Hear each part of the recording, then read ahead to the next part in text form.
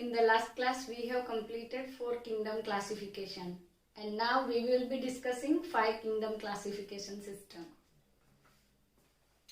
So 5 kingdom classification system.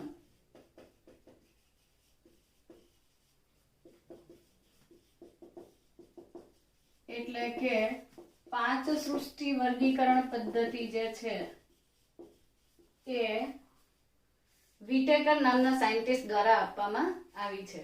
સો 5 Kingdom classification ઓર 5 સૃષ્ટિ વર્ગીકરણ પદ્ધતિ જે છે એ કોણે આપી છે?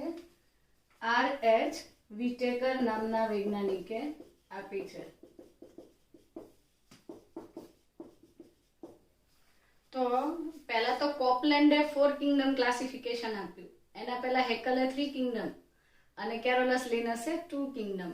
તો દ્વિસૃષ્ટિ, ત્રિસૃષ્ટિ, 4 સૃષ્ટિ અને હવે 5 સૃષ્ટિ. સો R.H. વિટેકરનું ક્લાસિફિકેશન છે એ વાઇડલી એક્સેપ્ટેડ છે, સૌથી વધારે સ્વીકૃત છે. અને એની અંદર એમણે મોડર્ન ક્લાસિફિકેશનની જે પણ રિક્વાયરમેન્ટ્સ હતી, જે પણ બાબતો કન્સિડર કરવા જેવી હતી એ બધી ઇન્ક્લુડ કરી છે. For example, the main criteria मतलब કે એના માટે એને કઈ બાબતો, કઈ શરતો ધ્યાને લીધી. તો ચાલો જોઈએ. The main criteria for 5 kingdom classification. તો એની અંદર પહેલો ક્રાઇટેરિયા છે સેલ સ્ટ્રક્ચર, એટલે કે કોષનું રચના.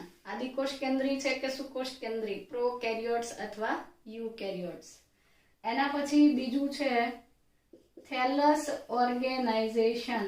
થેલસ એટલે સુકાઈ અથવા તો જે તે પ્લાન્ટ અથવા વનસ્પતિ જે છે એનું શરીર. તો વનસ્પતિ દેહ અથવા તો પ્રાણી હોય તો એના માટે તો થેલસ ઓર્ગેનાઇઝેશન. થેલસ ઓર્ગેનાઇઝેશન એટલે કે જે તે સુકાઈ અથવા તો શરીર છે તેની રચના. Then mode of nutrition. Nutrition એટલે પોષણ. પોષણ પદ્ધતિ કેવી છે? સ્વયંપોષી છે કે પરપોષી, એટલે કે ઓટોટ્રોફિક છે કે હિટ્રોટ્રોફિક. તો આ ત્રીજો ક્રાઇટેરિયા થઈ ગયો. ચોથો ક્રાઇટેરિયા છે methods of reproduction. Method of reproduction મતલબ કે પ્રજનન પદ્ધતિ. લિંગી પ્રજનન કરે છે કે અલિંગી, પછી અલિંગી અથવા એની સાથે વાનસ્પતિક પ્રજનન પણ હોઈ શકે. સો મેથડ ઓફ રિપ્રોડક્શન પછી છે ફાઇલોજેનેટિક રિલેશનશિપ્સ, એટલે કે જાતિ વિકાસકીય જે લક્ષણો છે અથવા તો સંબંધો છે. ફાઇલોજેનેટિક રિલેશનશિપ્સ મતલબ એવોલ્યુશનરી આસ્પેક્ટ, ઉદ્વિકાસકીય બાબત જે છે એમને પણ એમણે કન્સિડર કરી. સો વિટેકરની 5 કિંગડમ ક્લાસિફિકેશન પદ્ધતિ જે છે, મેથડ છે, એની અંદર સેલ સ્ટ્રક્ચર એટલે કે કોષ રચના, થેલસ ઓર્ગેનાઇઝેશન એટલે કે જે સુકાઈ છે તેની રચના, મોડ ઓફ ન્યુટ્રિશન એટલે કે પોષણ પદ્ધતિ, મેથડ ઓફ રિપ્રોડક્શન એટલે કે પ્રજનનની પદ્ધતિ, અને ફાઇલોજેનેટિક રિલેશનશિપ્સ જે છે એને કન્સિડર કરવામાં આવી છે. ઓકે, તો વિટેકરે આ 5 બાબતોને કન્સિડર કરી અને પછી ક્લાસિફિકેશન કર્યું છે. જ્યારે એના અગાઉ જે અર્લિયર ક્લાસિફિકેશન હતું, મતલબ 4 કિંગડમ ક્લાસિફિકેશન સુધીનું જે હતું એમાં અલગ અલગ પદ્ધતિથી થયું હતું વર્ગીકરણ. સો એ પદ્ધતિની જે મર્યાદાઓ છે એ પણ સમજીએ કે જે અર્લિયર ક્લાસિફિકેશન હતું એ કેવું હતું. સો the earlier classification was, earlier એટલે શરૂઆતમાં જે ક્લાસિફિકેશન થયું એ કેવું હતું. સો earlier classification was very primitive, બહુ પ્રાથમિક હતું. ફોર એક્ઝામ્પલ પ્લાન્ટ્સની જ વાત કરીએ તો એમાં કેટલા બધા જૂથને, કેટલા બધા ઓર્ગેનિઝમ્સને કિંગડમ પ્લાન્ટીમાં મૂકી દીધા હતા. કેરોલસ લિનસે 2 સૃષ્ટિ વર્ગીકરણ આપ્યું. તો એમણે શું કર્યું કે બધા જ ઓર્ગેનિઝમ્સ કે જેમાં સેલ વોલ પ્રેઝન્ટ હતી, લાઈક આપણે અહીંથી શરૂ કરીએ તો સૌથી પહેલા બેક્ટેરિયા એટલે કે જીવાણુઓ કે જે આદિકોષ કેન્દ્રી છે, પ્રોકેરિયોટ્સ છે. બ્લુ ગ્રીન આલ્ગીઝ એટલે કે નીલહરિત લીલ, નીલહરિત લીલ પછી ફંજાઈ અથવા ફૂગ, દેન મોસિસ એટલે કે દ્વિઅંગી વનસ્પતિઓ, મોસ. ફર્ન્સ એટલે કે ત્રિઅંગી વનસ્પતિ, જિમ્નોસ્પર્મ્સ એન્ડ એન્જિયોસ્પર્મ્સ. આ બધા જ જે ગ્રુપ્સ હતા આ બધાને એક જ સૃષ્ટિમાં મૂકવામાં આવ્યા હતા અને એનું નામ હતું કિંગડમ પ્લાન્ટી એટલે કે વનસ્પતિ સૃષ્ટિ. ફરીથી કહું કે અર્લિયર અથવા શરૂઆતનું જે ક્લાસિફિકેશન હતું એ એકદમ પ્રાથમિક હતું, જેમાં બેક્ટેરિયા, બ્લુ ગ્રીન આલ્ગી એટલે કે નીલહરિત લીલ, ફૂગ, મોસ, ફર્ન અથવા ત્રિઅંગી, અનાવૃત બીજધારી અને આવૃત બીજધારીઓ જે છે તેને એક સાથે પ્લાન્ટી એટલે કે વનસ્પતિ સૃષ્ટિમાં મૂકવામાં આવી હતી. તો શા માટે આ બધાને એક જ ગ્રુપમાં મૂક્યા? These all organisms were unified by a single characteristic and that was presence of cell wall. એક જ લક્ષણને ધ્યાનમાં લેવામાં આવ્યું હતું કે ભાઈ જેની અંદર સેલ વોલ પ્રેઝન્ટ હોય, કોષ દિવાલ હાજર હોય, એ બધા જ ઓર્ગેનિઝમ્સને આપણે શેમાં કન્સિડર કરીશું? પ્લાન્ટીમાં. તો single characteristic or single character unified the whole criterions or the whole mass of organisms. આખો જે સજીવોનો જે જૂથ હતું, સમૂહ હતો, એ એક જ કેરેક્ટરથી યુનિફાઈડ હતો, જોડાયેલો હતો, સંકળાયેલો હતો અને એ છે પ્રેઝન્સ ઓફ સેલ વોલ. હવે વિટેકરે આ બધાને અલગ પાડ્યા. કેવી રીતે? એમણે કમ્પેર કરતા કરતા આ બધી પદ્ધતિ જે છે એની અંદર ચેન્જીસ કર્યા. એમણે એવું કીધું કે અર્લિયર ક્લાસિફિકેશનમાં પહેલી તો એ ભૂલ છે કે બેક્ટેરિયા અને બ્લુ ગ્રીન આલ્ગી, બેક્ટેરિયા અને બ્લુ ગ્રીન આલ્ગી જે છે એ પ્રોકેરિયોટિક છે. પ્રોકેરિયોટિક છે ધેટ મીન્સ કે એની અંદર ન્યુક્લિયર મેમ્બ્રેન પ્રેઝન્ટ હોતું નથી અને એની અંદર કોઈ મેમ્બ્રેન બાઉન્ડ ઓર્ગેનલ્સ પણ નથી. તો આ જે આદિકોષ કેન્દ્રીય છે એને સુકોષ કેન્દ્રીય સાથે મૂકવામાં આવ્યા છે. મતલબ કે પ્રોકેરિયોટ્સ હતા but they are classified or they were grouped with eukaryotes. આ પહેલી લિમિટેશન હતી અર્લિયર ક્લાસિફિકેશનની, that prokaryotes were grouped with eukaryotes. આદિકોષ કેન્દ્રીય અને સુકોષ કેન્દ્રીયને સાથે મૂકે. જુઓ, બેક્ટેરિયા અને બ્લુ ગ્રીન આલ્ગી છે એ પ્રોકેરિયોટિક છે, પણ મોસ, ફર્ન, જીમ્નો, એન્જિયો આ બધા કેવા છે? સુકોષ કેન્દ્રીય છે. તો આ પહેલી મિસ્ટેક હતી. Than second, that unicellular organisms were like example લઈએ તો ક્લેમિડોમોનાસ નામની લીલ and another one is Spirogyra. NCERT માં બે લીલના ઉદાહરણ લીધા છે કે ક્લેમાઇડોમોનાસ અથવા ક્લેમિડોમોનાસ અને સ્પાઇરોગાયરા. આ બંને યુનિસેલ્યુલર છે. યુનિસેલ્યુલર મતલબ કે કેવા છે? એક કોષીય છે, છતાં પણ તેઓને મલ્ટીસેલ્યુલર સાથે મૂકવામાં આવ્યા છે. they are placed with multicellular organisms.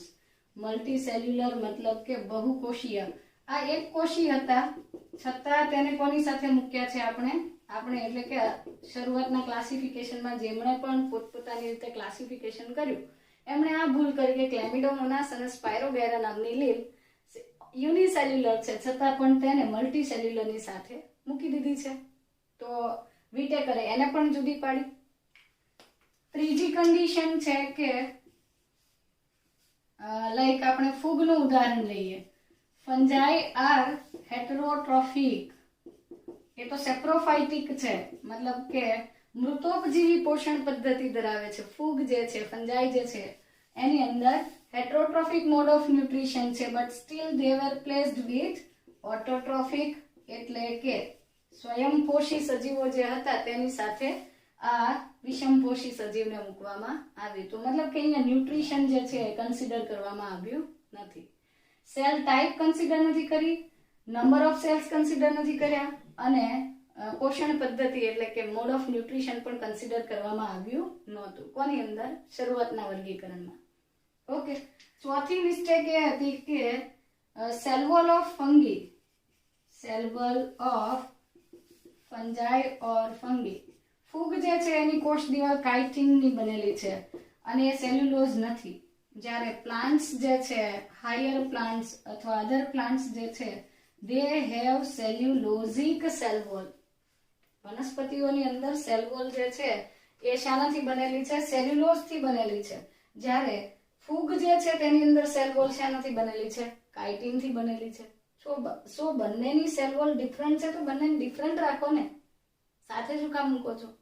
આમ છતાં અર્લિયર ક્લાસિફિકેશનની અંદર આ બંનેને શું કરવામાં આવ્યા હતા? સાથે. આ બધા જ ને પ્રોકેરિયોટ અને યુકેરિયોટ, યુનિસેલ્યુલર, મલ્ટીસેલ્યુલર, ઓટોટ્રોફિક અને હિટ્રોટ્રોફિક અને સેલ્યુલોઝિક અને નોન સેલ્યુલોઝિક સેલ વોલ વાળા જે ઓર્ગેનિઝમ્સ હતા એ બધામાં ઓનલી એક જ કેરેક્ટર કન્સિડર કર્યું હતું કે ભાઈ પ્રેઝન્સ ઓફ સેલ વોલ.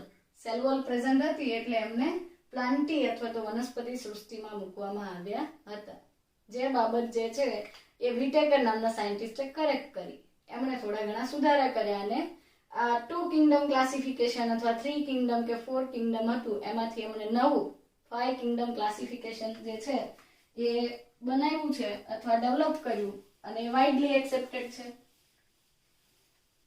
જો કે એવું જરૂરી નથી કે વિટેકરનું ક્લાસિફિકેશન છે એ જ કન્સિડર થશે. સમય પ્રમાણે ચેન્જીસ થશે તો એના કરતા અલગ પદ્ધતિ પણ આવી શકે. સો અવારનવાર ચેન્જીસ થતા રહે.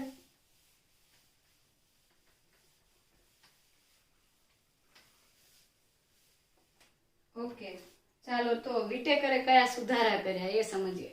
પહેલી વસ્તુ તો વિટેકર જે છે એમણે કિંગડમ માઇકોટા જે છે એટલે કે ફૂગ સૃષ્ટિ જે છે એની અંદર ઓલ ટાઈપ્સ ઓફ ફંગાઈ ઓર ફંજાઈ બધા જ પ્રકારની જે ફૂગ હતી એને એમણે ફૂગ સૃષ્ટિમાં મૂકી દીધી. એના માટે એક અલગથી બનાવી દીધી કે જેના માટે એમણે ક્રાઇટેરિયા લખ્યો કે eukaryotic and saprophytic with non-cellulosic cell wall.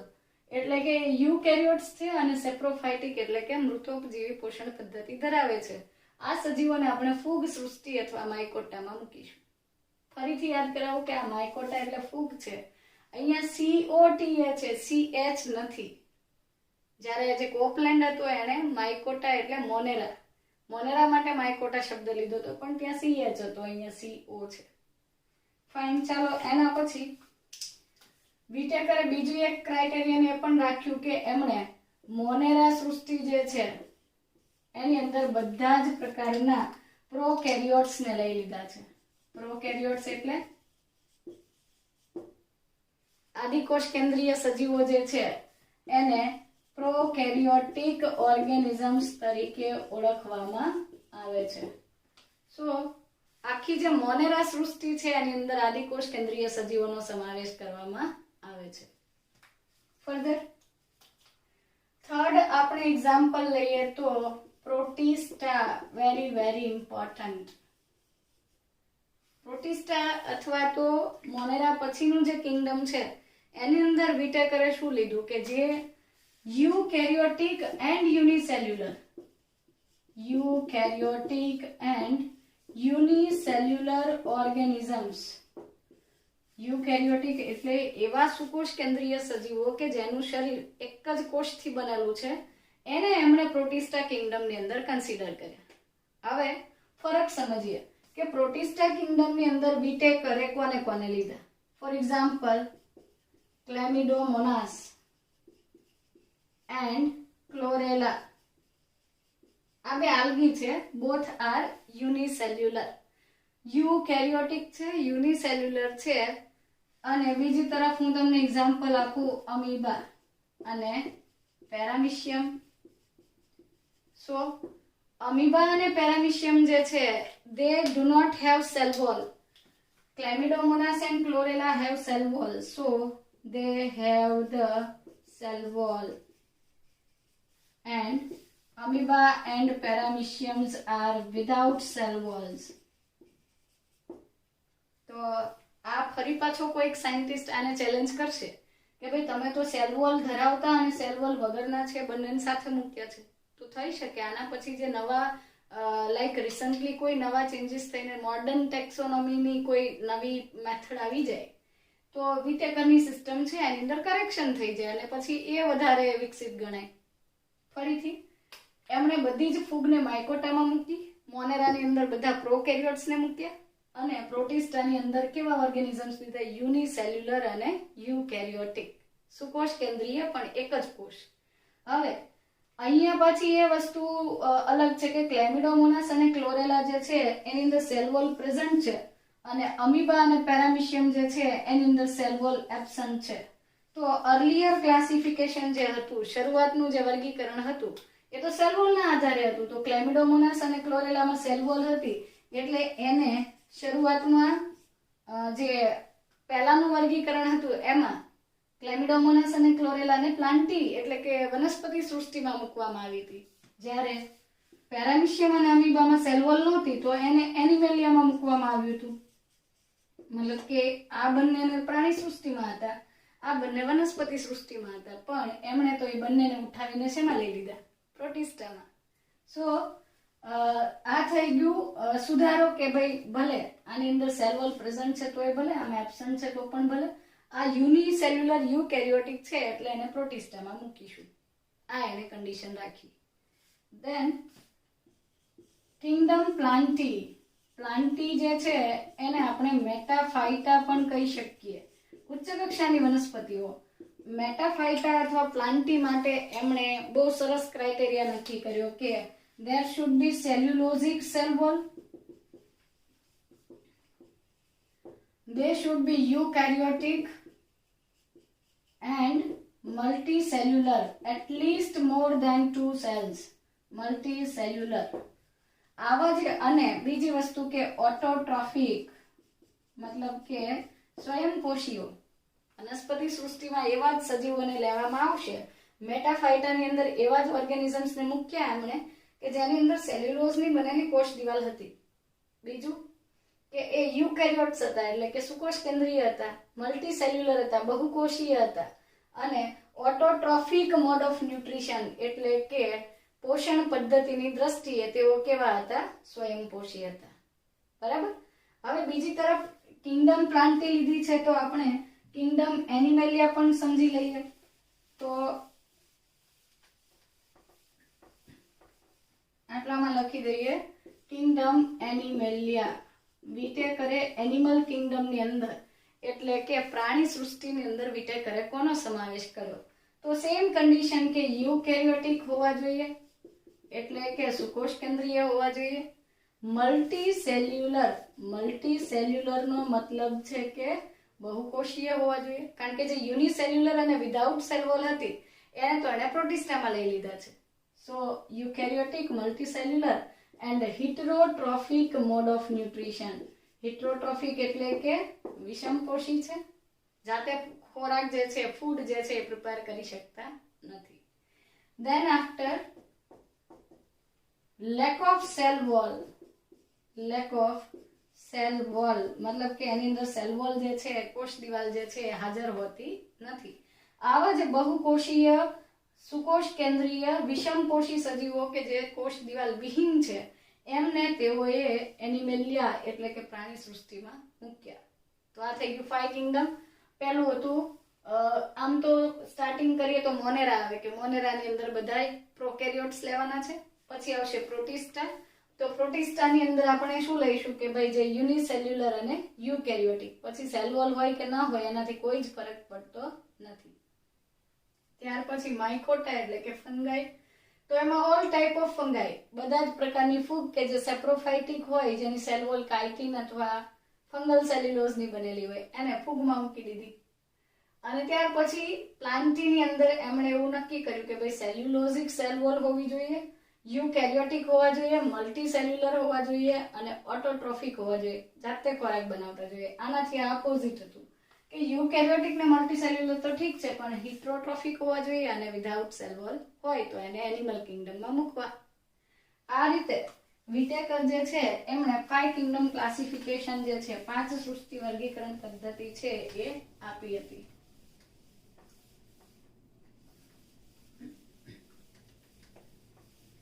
આ જે 5 કિંગડમ ક્લાસિફિકેશન સિસ્ટમ છે એના પછી પણ અલગ અલગ સાયન્ટિસ્ટો પોતપોતાના મંતવ્ય રજૂ કર્યા છે, એ પછી ડિસ્કસ કરીએ. પણ સ્ટીલ વિટેકરે કેટલાક ચેન્જીસ કરીને 2 કિંગડમ 3 કિંગડમ 4 કિંગડમ ને બધાને હટાવીને 5 કિંગડમ ક્લાસિફિકેશન સિસ્ટમ મૂકી હતી.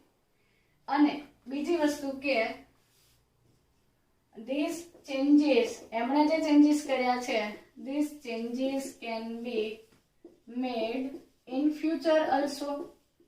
આવા કોઈક ચેન્જીસ જે છે એ ફ્યુચરમાં પણ થઈ શકે. જેમ કે મેં તમને એક્ઝામ્પલ આપ્યું કે પ્રોટિસ્ટાની અંદર એને સેલ વોલ ધરાવતા અને સેલ વોલ વિહીન ઓર્ગેનિઝમ્સ જે હતા, વિથ સેલ વોલ અને વિધાઉટ સેલ વોલ જે હતા, એ બંનેને સાથે મૂક્યા છે. તો કોઈ સાયન્ટિસ્ટ એવું પણ કરશે કે એના માટે અલગ અલગ ગ્રુપ્સ બનાવે. તો જ્યારે જે ચેન્જીસ થશે એ જે છે એક્સેપ્ટેબલ હશે તો પછી એ ગણતરીમાં લેવામાં આવશે, અધરવાઇઝ રિજેક્ટ થશે. ફાઇન. તો અલ્ટિમેટલી આપણે એવું કહી શકીએ કે ઓવર ધી ટાઈમ, સમય જતા, an attempt has been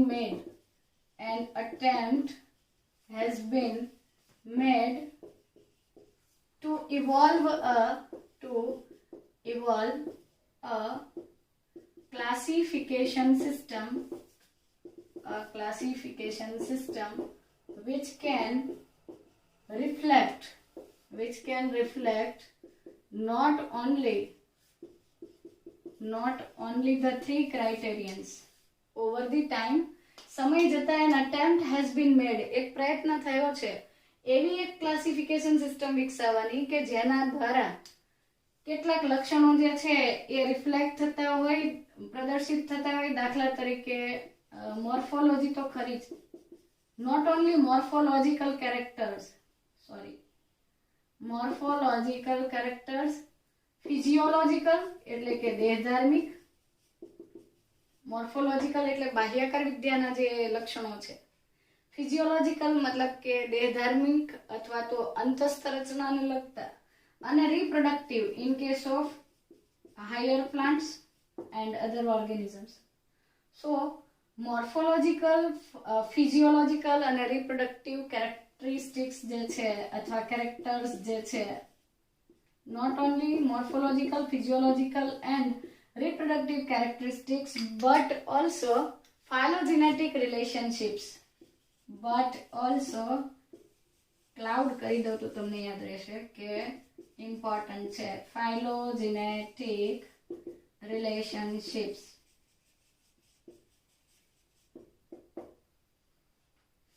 તો સમય જતા અલગ અલગ વૈજ્ઞાનિકે પોતપોતાની રીતે પ્રયત્ન કર્યા છે અને દરેક પ્રયત્નની અંદર એવું કરવામાં આવ્યું કે મોર્ફોલોજીકલ, ફિઝિયોલોજીકલ અને રિપ્રોડક્ટિવ કેરેક્ટરિસ્ટિક્સને કન્સિડર કરવાની સાથે જે ફિઝિયોલોજીની સાથે ફાયલોજેનેટિક રિલેશનશિપ જે છે, ઉદ્વિકાસીય અથવા જાતિ વિકાસકીય બાબતોને પણ ધ્યાનમાં લેવામાં આવી છે. તો આ થઈ ગયું મોડર્ન ક્લાસિફિકેશન માટેનો પાયો કે ભાઈ આધુનિક વર્ગીકરણ કેવી રીતે વિકસ્યું.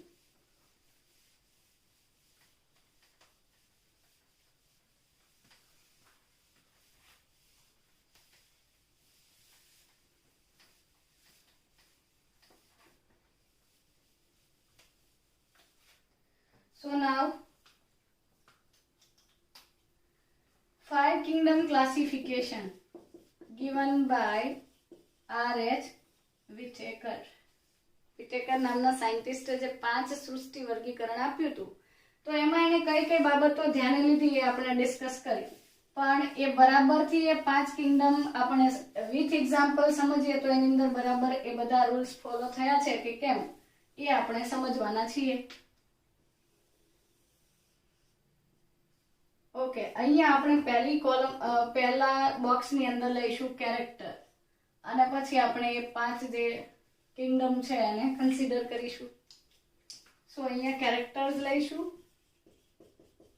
પછી સ્ટાર્ટ કરીશું આપણે મોનેરાથી એટલે કે પહેલી સૃષ્ટિ, પછી લઈશું પ્રોટિસ્ટા, ફંજાઈ અથવા માઇકોટા, અને પછી કોણ આવશે પ્લાન્ટી એટલે કે વનસ્પતિ સૃષ્ટિ, અને કિંગડમ એનિમેલિયા એટલે કે પ્રાણી સૃષ્ટિ.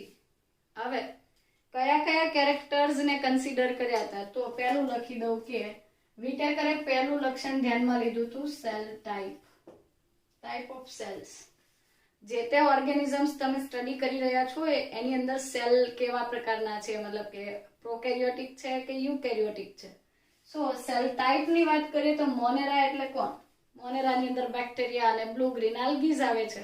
હવે એની અંદર જે સુવિકસિત કોષ કેન્દ્ર વેલ ડેવલપ્ડ ન્યુક્લિયસ હોતું નથી, ન્યુક્લિયર એન્વેલપ એબ્સન્ટ છે. સો મોનેરા જે છે એને આપણે કહીશું પ્રોકાર્યોટિક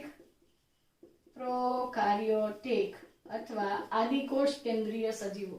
જેટલા પણ આદિકોષ કેન્દ્રીય છે એ બધાને મૂકીશું મોનેરામાં. ધેન આફ્ટર પ્રોટિસ્ટા યુકેરિયોટિક અને યુનિસેલ્યુલર હતું. ફંજાઈ પણ યુકેરિયોટિક છે એટલે કે સુકોષ કેન્દ્રીય છે. પ્લાન્ટી પણ યુકેરિયોટિક છે બટ એ ફોટોસિન્થેસિસ કરે છે. અને એનિમલ્સ છે યુકેરિયોટિક છે બટ એની અંદર સેલ વોલ હોતી નથી અને ફોટોસિન્થેસિસ નથી. સો આ થઈ ગયું આપણી પહેલી કેરેક્ટરિસ્ટિક કે સેલ ટાઈપના આધારે ક્લાસિફિકેશન કર્યું. બીજું છે સેલ ટાઈપ પછી આપણે લઈ લઈએ તો સેલ વોલ એટલે કે કોષ દિવાલનું નેચર કેવું છે, nature of cell wall. Cellulose ધરાવતી કોષ દિવાલ છે કે સેલ્યુલોઝ વગરની છે? તો મોનેરા કિંગડમની અંદર જે બેક્ટેરિયા, બ્લુ ગ્રીન આલ્ગીઝ ને એ બધું આવે છે, they have non cellulosic cell wall. Cellulose વગરની કોષ દિવાલ છે, non cellulosic, and it is made up of polysaccharides. Polysaccharide એટલે શર્કરાના પોલિમર એટલે કે carbohydrates, polysaccharides and amino acids અથવા અમાઇનો એસિડ્સ. તો મોનેરા કિંગડમની અંદર સેલ વોલ સેલ્યુલોઝિક નથી, સેલ્યુલોઝ ધરાવતી કોષ દિવાલ નથી, એના બદલે પોલીસેકેરાઇડ અને એમિનો એસિડના કોમ્બિનેશન છે. પ્રોટિસ્ટાની અંદર બહુ બધી વેરાયટીઝ છે તો બધામાં સેલ વોલ છે એવું કહી શકાતું નથી. જેમ કે પ્લાઝ્મોડિયમ, એની અંદર કોષ દિવાલ નથી. અમીબા, પેરામીશિયમ એમાં પણ નથી. તો આપણે એવું કહીએ કે પ્રેઝન્ટ ઇન સમ ઓર્ગેનિઝમ્સ, કેટલાક સજીવો જે છે પ્રોટિસ્ટા સૃષ્ટિમાં સમાવેશિત કેટલાક ઓર્ગેનિઝમ્સ એવા છે કે જેની અંદર સેલ વોલ છે, પણ બધાની અંદર અલગ અલગ ટાઈપની છે અને એ પછી આપણે ડિસ્કસ કરીશું. Then fungi, they have cell wall but it is made up of chitin, so we can say without cellulose. મતલબ કે સેલ્યુલોઝ વગરની કોષ દિવાલ છે એમ સિમ્પલી લખ્યું છે. આપણે એ પણ યાદ રાખવાનું છે કે એની કોષ દિવાલ કાઇટિનની બનેલી છે. કાઇટિનને સેલ્યુલોઝ જેવું જ કામ કરે છે એટલે ફૂગની અંદરનો સેલ્યુલોઝ એટલે કે ફંગલ સેલ્યુલોઝ કે ફંગસ સેલ્યુલોઝ કહેવાય છે.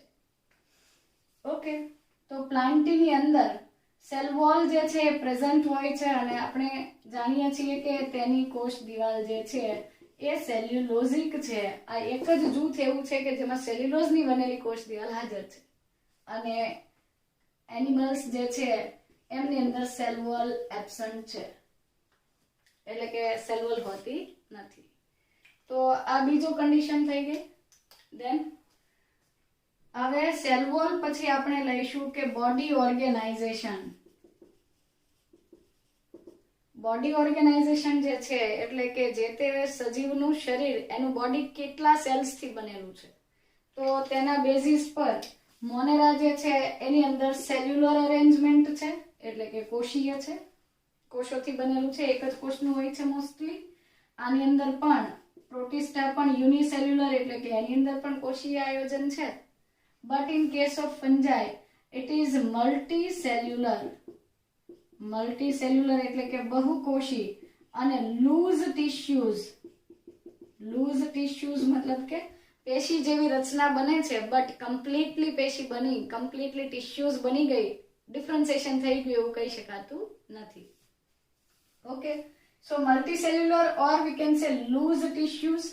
અને પ્લાન્ટી જે છે એની અંદર કોઈક ફોર્મ એવા છે કે જેમાં પેશી સ્તરનું આયોજન છે. નિમ્ન કક્ષાની વનસ્પતિમાં પેશીઓ બને, ઉચ્ચ કક્ષાની વનસ્પતિમાં અંગો બને છે. સો અંગો એટલે ઓર્ગન્સ, ટિશ્યુ એટલે પેશી અને ઓર્ગન્સ એટલે અંગો. જ્યારે એનિમલ્સની અંદર ટિશ્યુઝ પણ હોઈ શકે એટલે કે કેટલાક ઓર્ગેનિઝમ્સ એવા છે કે જેમાં પેશીઓ બને છે, અંગો નથી. કેટલાક પ્રાણીઓ એવા છે કે જેમાં ઓર્ગન્સ બને છે. કેટલાક તો એવા છે કે જેમાં ઓર્ગન સિસ્ટમ એટલે કે અંગતંત્ર બને છે. જેમ કે આપણી અંદર પાચન તંત્ર એટલે કે digestive system, respiratory system reproductive system, આ બધી સિસ્ટમ જોવા મળે છે. તો સ્ટાર્ટિંગનું જે હતું એ સેલ્યુલર એટલે કે યુનિસેલ્યુલર, પછી મલ્ટીસેલ્યુલર બટ લૂઝ ટિશ્યુઝ, પછી ટિશ્યુઝ અને ઓર્ગન્સ, અને પછી ઓર્ગન સિસ્ટમ સુધીનું ક્લાસિફિકેશન જે છે એ વિટેકરે કર્યું હતું. ઓકે, હવે અગત્યની બાબત સમજીએ તો presence of nuclear membrane. Nuclear membrane જે છે એટલે કે કોષકેન્દ્રની ફરતેનો કોષકેન્દ્ર પટલ. સો કોષકેન્દ્ર પટલ જે છે એ મોનેરા કિંગડમના ઓર્ગેનિઝમ્સની અંદર એબ્સન્ટ છે, અને એટલે જ એના માટે આપણે વર્ડ યુઝ કરીએ છીએ કે તેઓ પ્રોકેરિયોટિક છે, આદિ કોષકેન્દ્રીય છે, એમાં કોષકેન્દ્ર પટલ હાજર હોતો નથી. અને બાકીના બધા યુકેરિયોટ્સ છે તો એની બધાની અંદર જે ન્યુક્લિયર મેમ્બ્રેન જે છે એટલે કે કોષકેન્દ્ર પટલ છે એ કેવું છે, હાજર છે. થઈ ગઈ. Okay, now the last one is mode of nutrition, એટલે કે પોષણ પદ્ધતિ કેવી છે, કેવી રીતે ખોરાક મેળવે છે, જાતે બનાવે છે કે બીજા કોઈ સજીવ ઉપર આધાર રાખે છે. સો મોડ ઓફ ન્યુટ્રિશન અથવા પોષણ પદ્ધતિ જે છે એના આધારે મોનેરા તો બહુ બધા બેક્ટેરિયાઝ છે, તો બેક્ટેરિયાની અંદર પણ કેટલા બધા ટાઈપ્સ છે. કેટલાક એવા છે કે જે કીમોસિન્થેટિક રસાયણ સંશ્લેષી છે, મતલબ પ્રકાશની ગેરહાજરીમાં ખોરાક બનાવી લે. કેટલાક પ્રકાશ સંશ્લેષી છે, તો કેટલાક છે બીજાના ઉપર આધારિત છે. કેટલાક છે સેપ્રોફાઇટિક એટલે કે સડતા પદાર્થોને ખાય છે, તો કેટલાક પરોપજીવી પણ છે. સો આની અંદર બહુ બધી ડાયવર્સિટી છે. ચાલો લખીએ તો ઓટોટ્રોફિક એટલે કે સ્વયંપોષી. પણ સ્વયંપોષી જે છે એના ફરી પાછા આપણે બે ટાઈપ્સ લખી દઈએ તો કીમોસિન્થેટિક અને ફોટોસિન્થેટિક. કેમોસિન્થેટિક એટલે રસાયણ સંશ્લેષી, જેમાં પર્ટિક્યુલર જે કાર્બનિક દ્રવ્યો અથવા ઇનઓર્ગેનિક સબસ્ટન્સ છે એમાંથી ઓર્ગેનિક ફૂડ બનાવે છે, કાર્બનિક ખોરાક બનાવે, અને એના માટે કોઈ સ્પેસિફિક સનલાઇટ હોવી જરૂરી નથી. જ્યારે ફોટોસિન્થેટિક જે છે એ પ્રકાશની હાજરીમાં જ ખોરાક બનાવી શકે છે. ઓકે, કેટલાક લાઈફ ફોર્મ્સ એવા પણ છે, કેટલાક બેક્ટેરિયા એવા પણ છે કે જે હિટરોટ્રોફિક છે એટલે કે વિષમપોષી છે, બીજા ઉપર આધાર રાખે છે. ફોર એક્ઝામ્પલ એ સેપ્રોફાઇટિક પણ હોઈ શકે. સેપ્રોફાઇટિક નો અર્થ છે મૃતોપજીવી, મતલબ કે સડતા પદાર્થોમાંથી ખોરાક પ્રાપ્ત કરે છે. અને ત્યાર પછી આપણે એવું પણ લઈ શકીએ કે એ પેરાસિટિક પણ હોય એટલે કે પરોપજીવી, અન્ય સજીવ ઉપર પરોપજીવન ગાળે તો એને કહેવાય પેરાસિટિક. તો ઓટોટ્રોફિક અને હિટરોટ્રોફિક બે પદ્ધતિ થઈ. ઓટોટ્રોફિક ની અંદર કેમોસિન્થેટિક અને ફોટોસિન્થેટિક. હેટરોટ્રોફિક ની અંદર કાં તો સેપ્રોફાઇટિક અથવા તો પેરાસાઇટિક. ઓકે, નાવ પ્રોટિસ્ટા. પ્રોટિસ્ટા જૂથના જે સજીવો છે એ સામાન્ય રીતે ઓટોટ્રોફિક છે, બટ જ્યારે તેઓ ઓટોટ્રોફિક હોય છે ત્યારે તેઓ ફોટોસિન્થેટિક છે, મતલબ કે પ્રકાશ સંશ્લેષી છે, એ રસાયણ સંશ્લેષી નથી. એ બેક્ટેરિયા નથી, બેક્ટેરિયાની અંદર એ એબિલિટી છે. પ્રોટિસ્ટા તો યુકેરિયોટ્સ છે. So these are autotrophic. આમાંથી કોઈ સજીવો એવા છે કે જે સ્વયંપોષી છે, તો એ પ્રકાશ સંશ્લેષી, બાકી કોઈ રીતે ખોરાક બનાવતા નથી. અધરવાઇઝ જો ફોટોટ્રોફિક નહીં હોય તો હિટરોટ્રોફિક હશે, એટલે કે વિષમપોષી હશે, બીજામાંથી ખોરાક બનાવતા હશે અથવા મેળવતા હશે. ચાલો, તો આ થઈ ગઈ પ્રોટિસ્ટા. દેન આફ્ટર ફંજાઈ અથવા ફંગાઈ. ફંગાઈ જે છે એ હિટરોટ્રોફિક છે અને સામાન્ય રીતે એ બે પ્રકારની હોય. હું આમ દર્શાવી દઉં તો તમને ઝડપથી ખ્યાલ આવશે કે એ સેપ્રોફાઇટિક હોય છે. સેપ્રોફાઇટિક એટલે વિષમપોષીનો જ એક પ્રકાર, પણ મૃતોપજીવી છે એટલે કે સડતા પદાર્થોમાંથી ખોરાક મેળવે છે. અને અધરવાઇઝ એ પેરાસિટિક છે એટલે કે પરોપજીવી છે, બીજાના ઉપર, કોઈ પ્લાન્ટ ઉપર, કોઈ એનિમલ ઉપર એ પરોપજીવન ગાળે છે, પેરાસિટિઝમ કરે છે. પ્લાન્ટી ઓલવેઝ ઓટોટ્રોફિક એટલે કે હંમેશા સ્વયંપોષી છે અને પ્રકાશ સંશ્લેષી છે એટલે કે ફોટોસિન્થેટિક છે. પડી સમજ? ઓકે. ધેન આફ્ટર એનિમલ્સ એટલે કે આપણે તો છીએ જ ને ગરીબ, આપણે હિટરોટ્રોફિક છીએ એટલે કે વિષમપોષી છીએ, જાતે ખોરાક બની શકતો નથી because we do not have chloroplast. આપણી અંદર હરિતકણ અથવા કોઈ રંજક દ્રવ્ય નથી એવું કે જેની હેલ્પથી ફૂડ પ્રિપેર થાય. સો આની અંદર મોડ ઓફ ન્યુટ્રિશન જે છે એ હોલોઝોઇક આવશે, હોલોઝોઇક અથવા સેપ્રોફાઇટિક હોય, અને સેપ્રોફાઇટિક કરતા પણ પેરાસિટિક ફોર્મ્સ છે, જેમ કે મોસ્કીટો છે, મચ્છર છે, તો એક્ટોપેરાસાઇટ છે, બહારથી આપણું ખૂન ચૂસે છે તો એ પેરાસાઇટ થયું. બટ આમાં મેન્શન નહોતું કર્યું એમણે. હોલોઝોઇક કોને કહેવાય? પ્રાણી સંપોષણ પદ્ધતિ. આપણે ખોરાકને પહેલા ઇન્જેસ્ટ કરીએ એટલે કે એંગલ્ફ કરીએ, ફૂડને આપણે ગળીએ છીએ, ખોરાકને અંદર લઈએ, અંતઃગ્રહણ. દેન આફ્ટર વી ડાયજેસ્ટ એટલે કે પાચન કરીએ, અને પછી અબ્ઝોર્પ્શન થાય, અને પછી જે વેસ્ટ મટીરિયલ છે એ એલિમિનેટ થાય એટલે કે એક્સક્રીશન થાય. તો એ જે મેથડ છે ઇન્જેશન, ડાયજેશન, એક્સક્રેશન, આ પ્રોસેસ એટલે હોલોઝોઇક. અને સેપ્રોફાઇટ આવું નથી કરતા.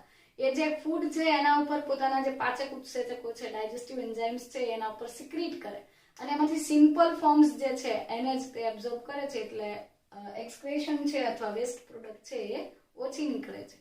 સો આ રીતે વિટેકર નામના વૈજ્ઞાનિકે જે છે 5 કિંગડમ ક્લાસિફિકેશન આપ્યું હતું, જેમાં મોનેરા, પ્રોટિસ્ટા, ફંજાઈ, પ્લાન્ટી અને એનિમેલિયા, જેમાં એમણે cell type, cell wall, body organization, શરીરનું ઓર્ગેનાઇઝેશન એટલે કે શરીરનું સંગઠન સ્તર કેવું છે, કોષો છે, પેશી છે, અંગો છે કે અંગતંત્ર છે, ત્યાર પછી કોષકેન્દ્ર પટલ હાજર કે ગેરહાજર. આ બહુ સિમ્પલ છે કે આ મોનેરામાં એકમાં જ એબ્સન્ટ છે, બાકી બધામાં પ્રેઝન્ટ છે. મોડ ઓફ ન્યુટ્રિશન બધામાં અલગ અલગ છે. સો આ બેઝિસ પર એમણે ક્લાસિફિકેશન કરેલું, અને એ સૌથી વધારે વાઇડલી એક્સેપ્ટેડ છે. So thus we have completed 5 kingdom classification system, અને નેક્સ્ટ પાર્ટ જે છે એમાં આપણે નેક્સ્ટ મેથડ સમજીશું.